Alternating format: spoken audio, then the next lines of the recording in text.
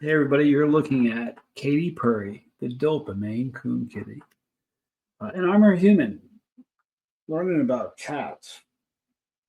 It's really cool National Geographic, lots of info about cats. Um, After this, I'm going to start a series of just Maine Coon cats because Katy Purry, my kitty, is 100% purebred Maine Coon cat. Her dad is let me show you because I haven't done that in a while. For those that haven't seen it, this is her dad. Her dad's a big boy.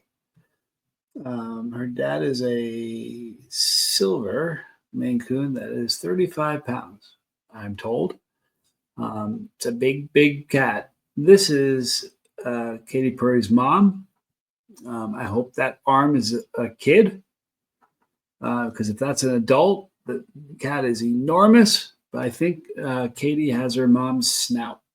At any rate, her mom is a UK. She came from the United Kingdom. She's a UK giant Maine Coon cat. So I think, in all likelihood, Kitty's going to be a very big girl. And she's very taken care of. Now, this section is wonderful because it's called A Cat's World, and it really is a cat's world. In this house, it is. I can't fathom a life without them. All right, so let's talk about this. And this is, again, National Geographic Secret Life of Cats. All right, so to walk in a cat's paws, we first need to understand how a cat experiences the world. We're going to talk about their senses, this was fascinating to me. Although cats use the same senses as humans, sight, sound, smell, taste, and touch, they interpret and process their inputs quite differently. The world, according to cats, then, is very different from the one we travel in.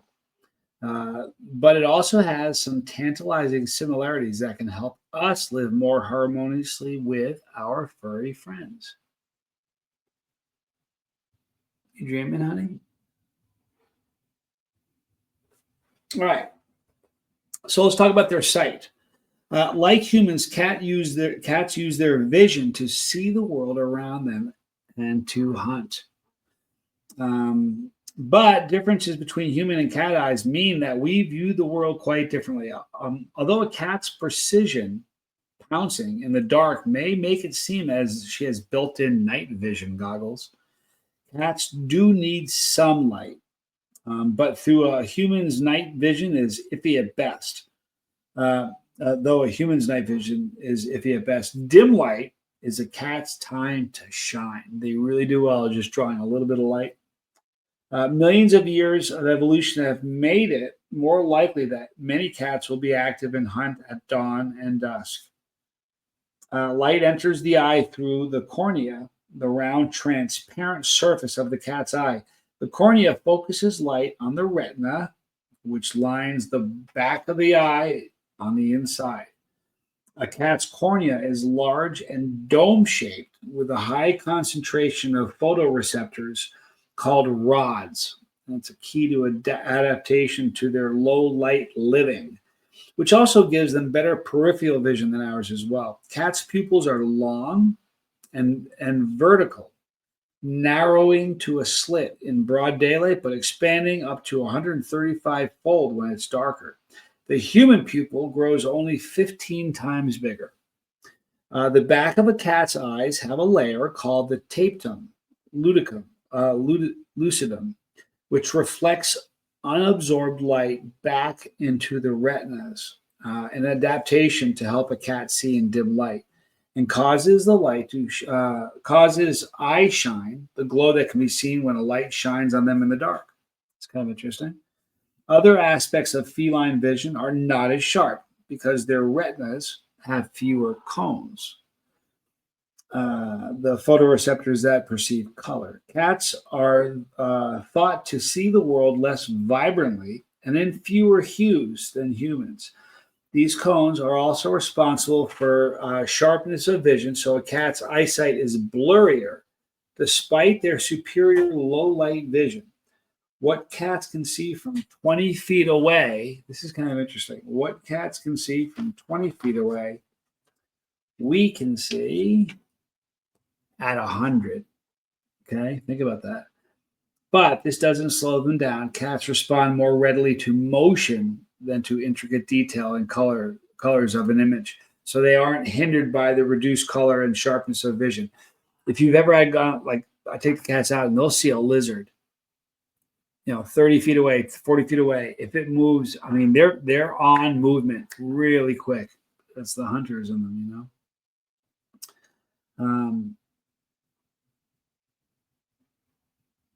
All right, so as far as ears, their ears are incredible. Cats' triangle-shaped ears act like small furry satellite dishes. Their ear flaps or pinnae. Hi, honey. What are you doing? I'm talking about you and your family. So their ear flaps or pinnae can independently rotate forward, backwards, and sideways to zero in on a sound's location. We've all seen cats do that, where they can move their ears around, to kind of, you can tell that's what they're doing. The pinnae's 180-degree rotation means that cats can pinpoint the location of a sound to within several inches in just 6/100ths of a second, faster than the blink of an eye, from up to 3 feet away. They can also distinguish extremely subtle differences in sound, even as little as 1/10 of a tone. Boy, you have a beautiful face.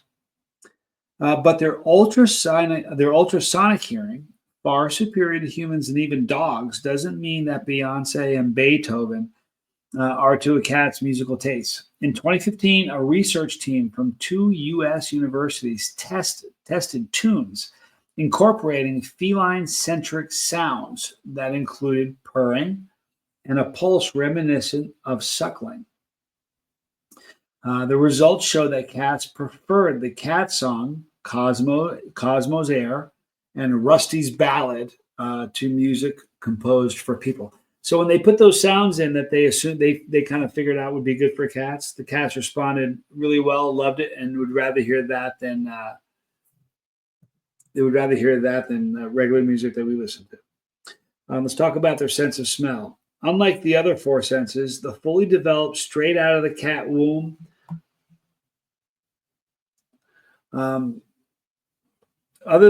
smell, other than the 4 senses, is a fully developed straight out of the womb. So the second she's born, her sense of smell is perfect, and that's probably to keep them alive.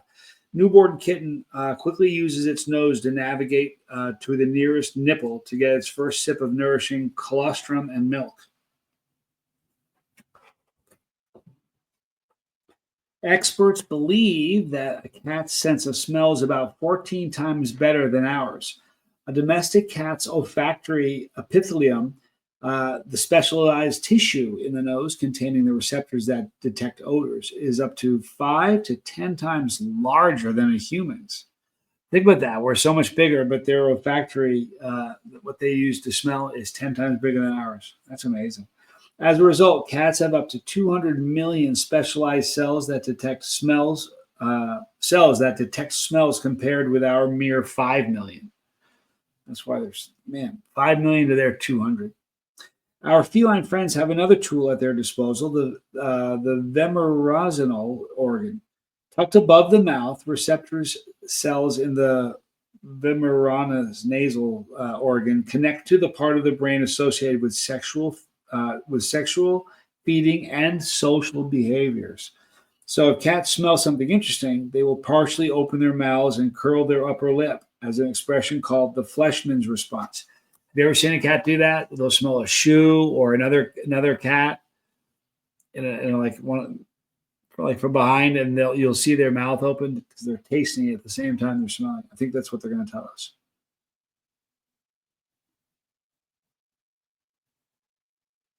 Okay.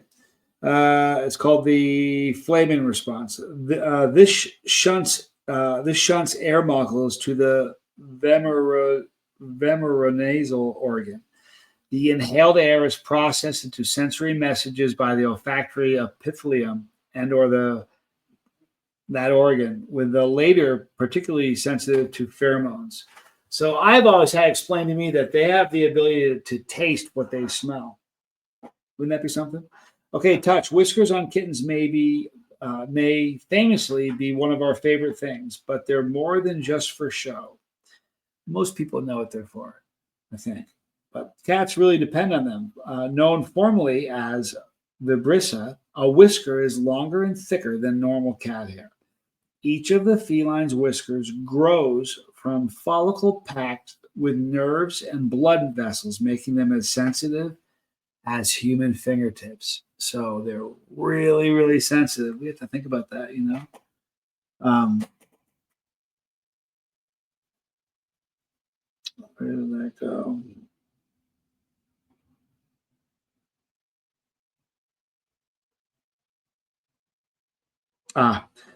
These vibrissae help to compensate for a cat's less than stellar close vision. They detect subtle air movements that can indicate the presence of prey and help cats navigate around obstacles. That's kind of cool. Now, there's a few other things I'm going to read before we're done to this one. Not just for tasting. Cats love to groom themselves almost as much as they love to sleep, typically spending up to a quarter of their waking hours cleaning their fur. The secret to their self cleaning success? Curved, hollow tipped spines on their tongues called papillae, which transfer large amounts of saliva from their mouth to their fur. This not only cleanses Kitty right down to her skin, but also lowers her body temperature as the saliva evaporates. Researchers have found that these scoop shaped papillae inspire new approaches to cleaning and depositing fluids on hairy, furry, and fuzzy surfaces.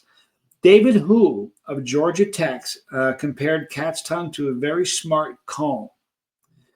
His team developed the TIGR, the tongue-inspired grooming brush, studied with small, curvable, flexible spines. It requires less force to use compared to a human hairbrush and can be cleaned with just a finger swipe. It can even be used to make cats less allergenic.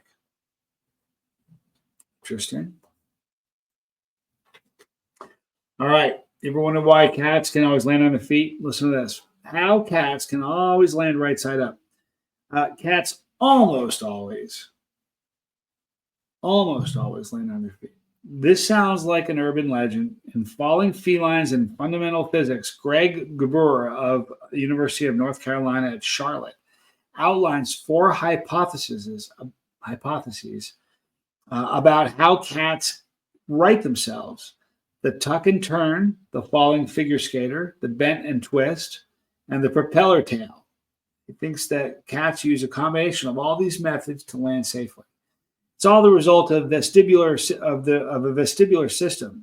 Not only does it give vertebrae a precisely tuned sense of balance and movement, but also lets felines right themselves if they do slip and fall.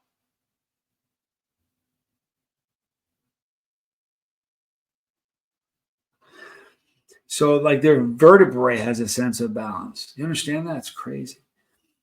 Um, in the split second after Kitty realizes, oops, he uses cues about gravity detected by their inner ear to rotate his head to face right side up. Then the kitty will arch and twist his spine, extending his legs and pulling them in at different points and directions in his rotation. This places the kitty in an ideal landing position. Pretty interesting. Today, she fell. She was looking to jump from the back of the couch to the top of the bookshelf. She can jump.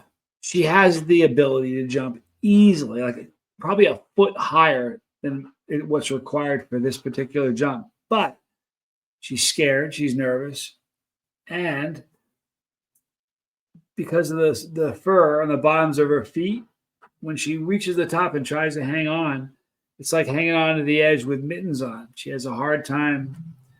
Look at this face. She has a hard time hanging on. So what I did was I tacked down a towel on the top of it, draping over so she can get her claws in it. So, but the reason I put that towel there is earlier today, she jumped up there, hung on. I couldn't help her. I couldn't get to her in time, and she fell, but she landed on her feet.